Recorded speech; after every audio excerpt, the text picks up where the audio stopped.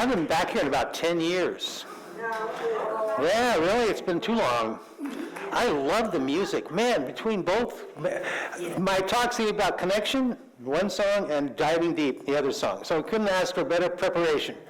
And I'm so glad you guys were able to keep the church, and you're going to keep this nice home, because last time I was here. So it was, it's got a very special meaning. As a matter of fact, Lawrence has a very special meaning for me as well. That's where I got my advanced degrees in. I used to teach here, believe it or not, at KU University. So I used to hang out at the Gaslight, if it's still around. I walked in the rock shop and figured that wasn't my place, so I kind of went to a different one. In those days, you could get $1.50 picture of 3-2 beer. We bought pictures instead of glasses. So anyway, so today we're talking about miracles.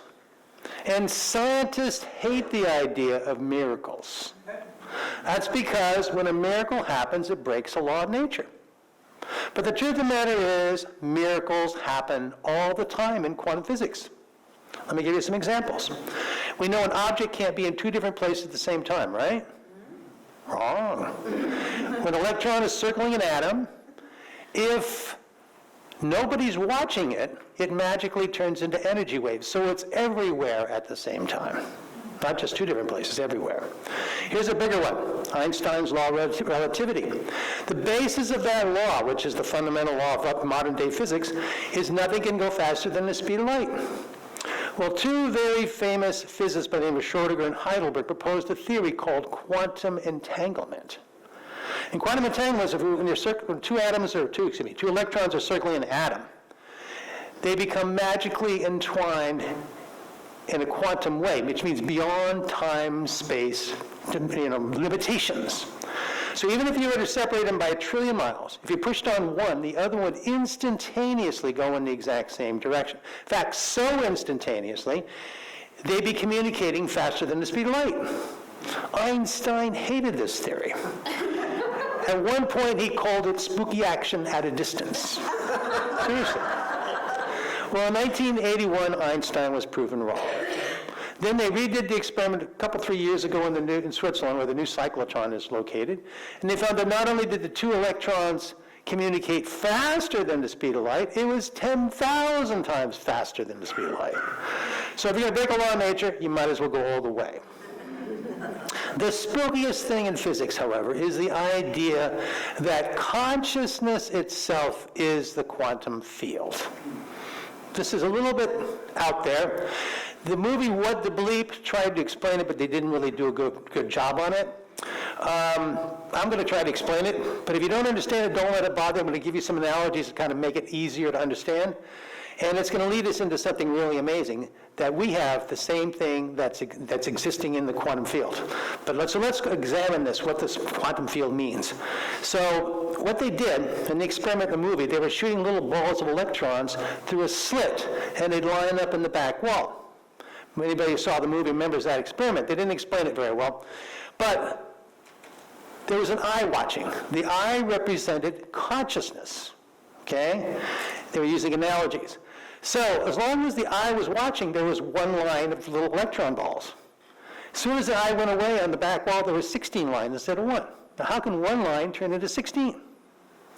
Well, what they discovered was that energy and matter are two parts of the same whole. That if you have consciousness, it collapses energy waves into particles. And here's the key. Without particles, you can't have people. You can't have stars. You can't have galaxies. In other words, without consciousness, there would be no universe. So where is this consciousness coming from? And who is this consciousness? Personally, I think quantum physics discovered God. But they can't call it that. But there's some kind of universal consciousness running around. Now, here's the intriguing part. We have consciousness. Is our consciousness the same as that consciousness that created the whole universe? Interesting question.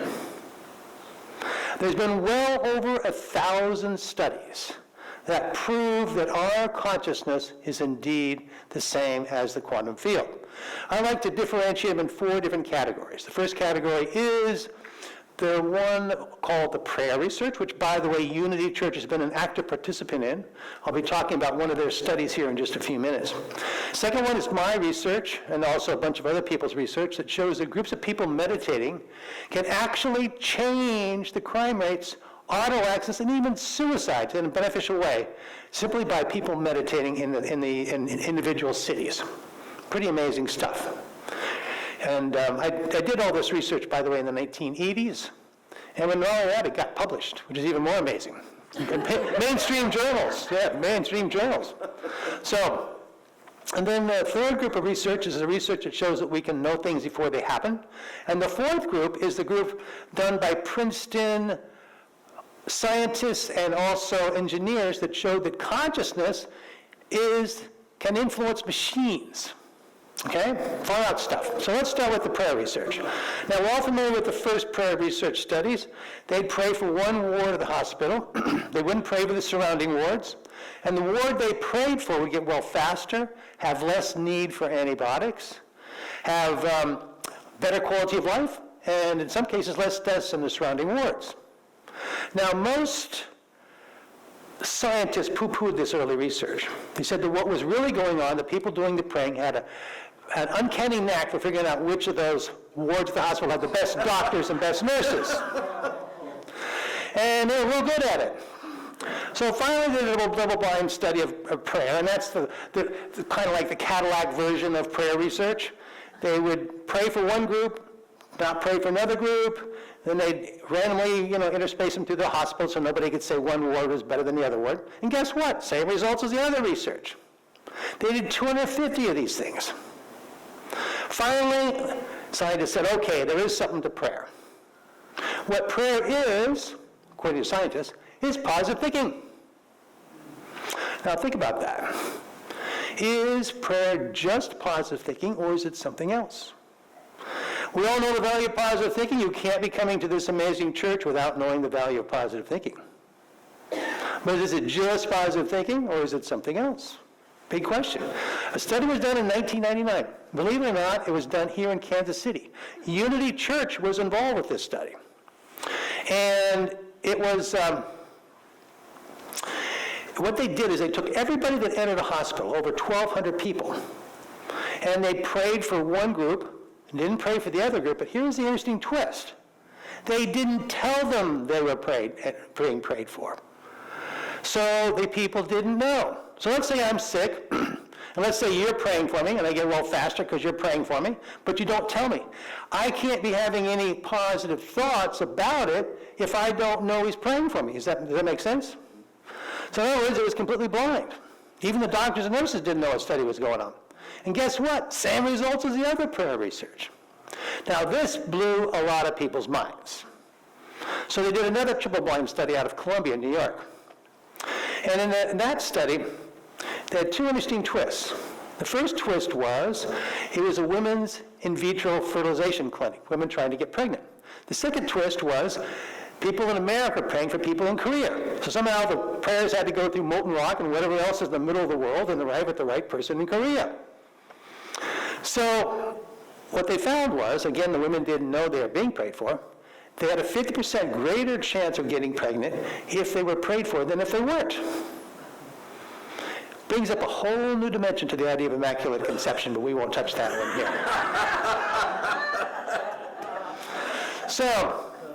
So what we've seen then is that there's something going on with prayer. But here's the most intriguing thing about prayer. There is no electromagnetic field emanating from our brain that can account for these amazing findings. This is one of those spooky action at a distance kind of things. Because the electromagnetic field emanating from the brain doesn't even reach out 1 foot away from our head.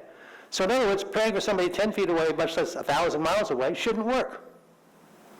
It's one of those quantum kind of things. We're going to go back to that in just a minute. So this brings us to the next group of research, which was the research that I was involved with. Those of you who saw the movie What the Bleep, we took 4,000 transcendental meditators into Washington, D.C., and actually reduced the crime rates while we were there. I actually started transcendental meditation in Lawrence, Kansas. Believe it or not, yeah, I started way back. And I've been meditating ever since. So, and by then we'd already done 20 studies. Clinton had just been elected. We decided to come in there and show him we could reduce the crime rates. The mayor was Barry. He was the cocaine mayor. He was clean by then. And we told the police chief before he arrived, the mayor, all the newspapers. We were that sure it was going to work, because we'd already done 20 studies and everyone came out significant. And while we were there, and if it didn't work, they would have poo-pooed all of our other old research. So while we were there, we would all get in a big, huge ballroom, all 4,000 of us. And we'd be sitting there meditating.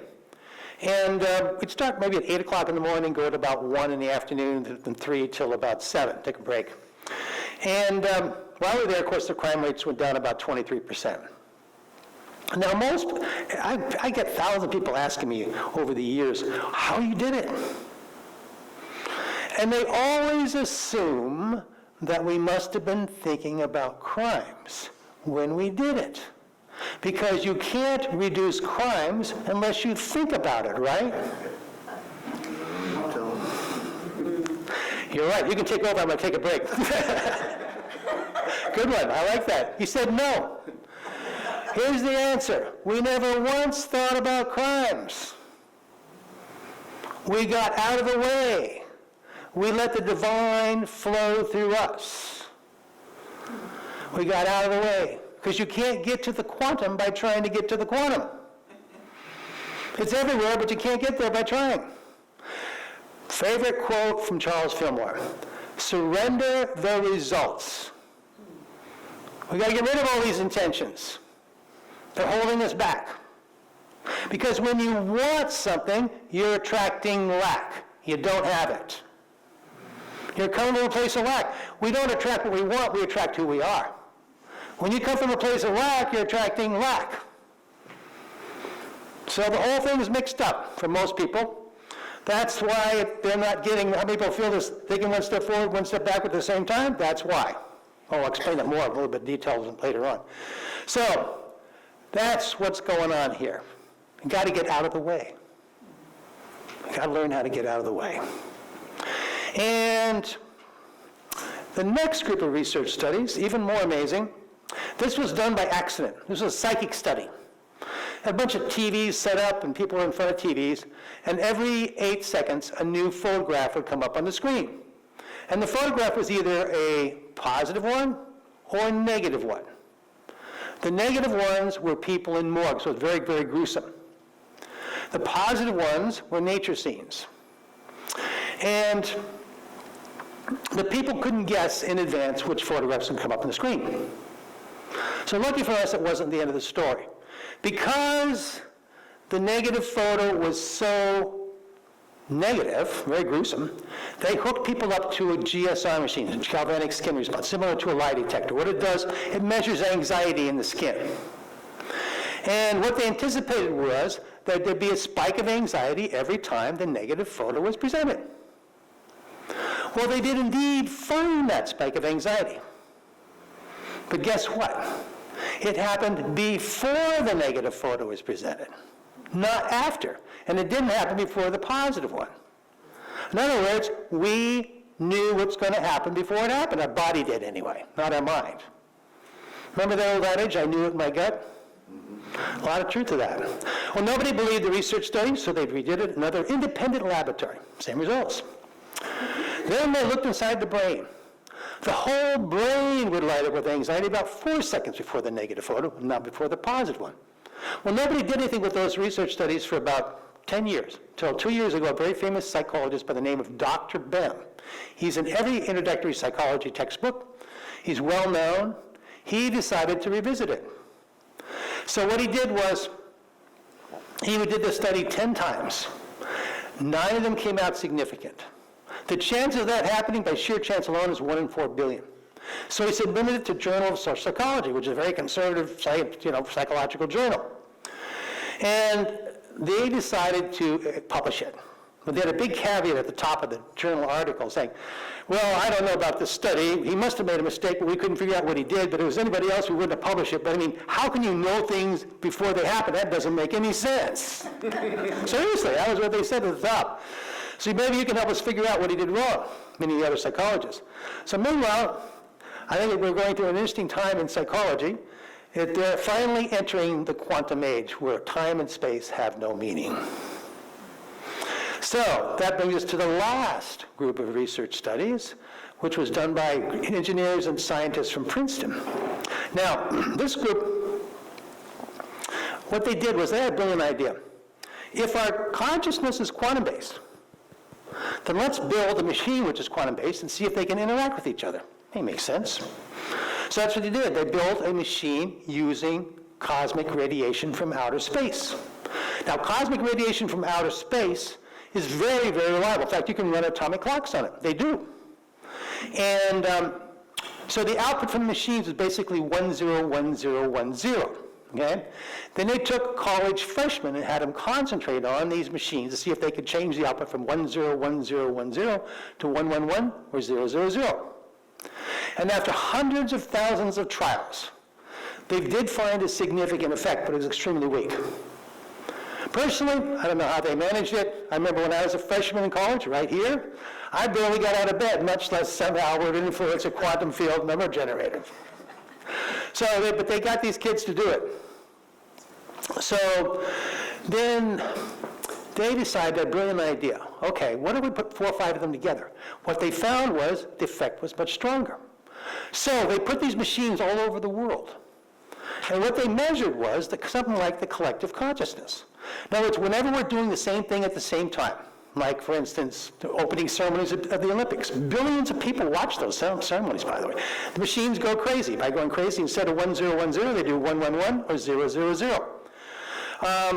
Katrina, the tsunami, the OJ trial verdict, all those cause perturbation of the field or something like that. Remember those Star Wars movies? It's kind of like interesting things going on there. At the field, That's the collective consciousness. And so these machines were going on. By the way, they have 250 of these different episodes on their website. Now, these machines were going on during 9/11. 2 amazing things happened during 9/11. First of all, the machines went crazy for 4 straight days. 4 straight days. Nothing like that's ever been seen before. Before or after? Well, we're getting to the before. We're getting there. And the other amazing thing was, they started going crazy 4 hours before the event actually happened. That's even before the terrorists got in the airplanes. In other words, we knew as a collective what was going to happen before it happened. This is mind-boggling, okay?